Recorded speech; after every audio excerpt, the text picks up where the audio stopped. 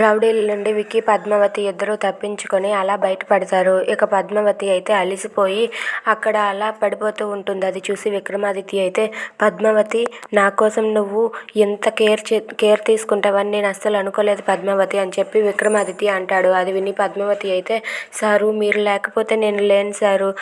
అదేంటి సారు అలా అంటారు? మీరే నా జీవితం సారు, మీకోసం నేను ఏమైనా చేస్తాను సారు అని చెప్పి అంటూ ఉంటుంది.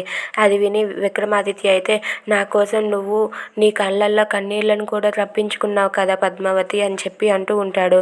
అవసరమైతే నా ప్రాణాలైనా ఇస్తాను సారు, అంతేగాని మిమ్మల్ని మాత్రం నేను వదులుకోలేను అని చెప్పి పద్మావతి విక్రమాదిత్యతో అంటుంది. ఇంతలో ఇంటి దగ్గర విక్రమాదిత్య చెల్లి అయితే మురళీకృష్ణకు కాల్ చేసినా సరే కాల్ కలవదు. అది ఇక విక్కీ వాళ్ళ చెల్లి అయితే కంగారు పడుతూ ఉంటుంది.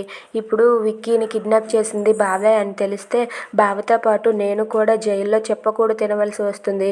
ఇప్పుడు నేనేం చేయాలి అని చెప్పి విక్కీ వాళ్ళ చెల్లి అయితే కంగారు పడుతూ ఉంటుంది. ఇక బావ దొరికిపోతే నేను కూడా దొరికిపోయినట్టే అని చెప్పి టెన్షన్ పడుతూ ఉంటుంది.